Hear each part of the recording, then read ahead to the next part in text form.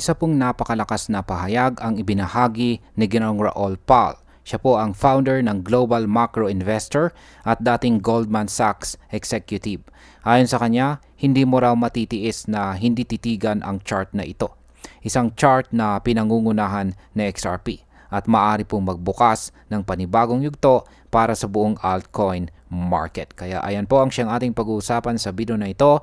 Pero bago po tayo magpatuloy ay pakibasa na lamang po muna ang disclaimer dito po sa ibaba ng ating screen. Yan, ano nga ba ang total 3 market cap? Ang tinutukoy po ni Ginoong Raul Pal ay ang total 3 market cap. Ito po ang sukatan ng kabuuang halaga ng lahat ng cryptocurrencies maliban po kay Bitcoin at Ethereum. Sa madaling salita, ito po ang mundo ng altcoins kung saan si XRP ang nangunguna. Sa kasalukuyan ay nasa $1.09 trillion ang total 3. Tumaas po ito ng 3% mula nitong nagsimula ang linggo.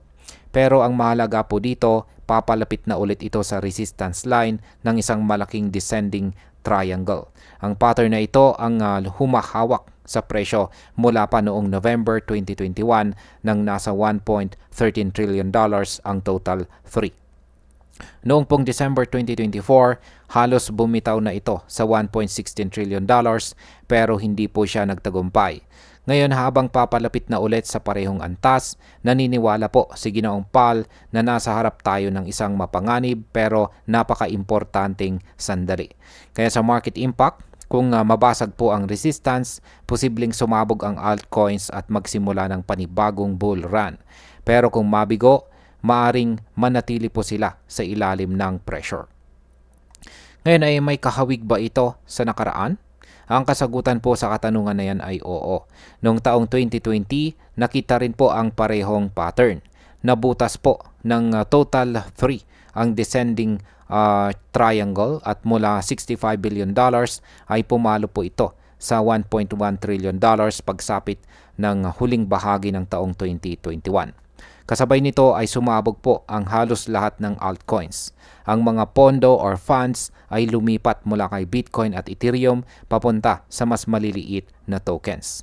Kaya ang market impact po dito ay isa ito sa pinakamalakas na altcoin rallies sa kasaysayan. At kung mangyari po ulit ngayon sa XRP at iba pang large cap altcoins ay posibleng manguna sa panibagong pag-akyat. Paano naman si Bitcoin? Habang papalapit po ang altcoins sa breakout, humihina naman ang dominance ni Bitcoin. Noong June, nasa 66% po ang kanyang market share. Pero ngayon, bumagsak ito ng halos 12% at nasa 58.20% na lamang. At 3 araw na sunod-sunod itong bumababa. Ang ibig pong sabihin nito ay dumarami ang investors na nagbabalik ng atensyon sa altcoins.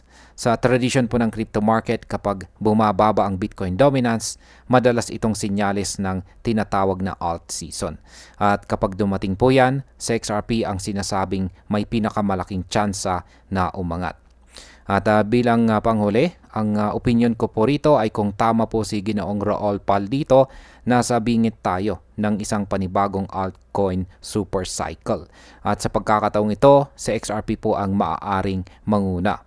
Pero tandaan natin, hindi pa kumpirmado ang breakout. Kapag bumigay po ang resistance, asahan po natin ang mabilis na paggalaw pataas. Pero kung mabigo, maaring magtagal pa ang altcoins sa ilalim ng pressure. Sa ngayon, malinaw lamang po. Isa lamang po ang malinaw dito. Ang total 3 chart ay hindi po basta-basta. Ito ang dapat bantayan ng lahat. Dahil kung sumabog ito, posibleng magsimula ang panibagong kasaysayan ng crypto market. At ayan, hanggang dito na lamang po tayo sa video na ito mga ka-crypto. Marami pong salamat sa panonood. Ingat po tayo lagi at God bless po sa ating lahat.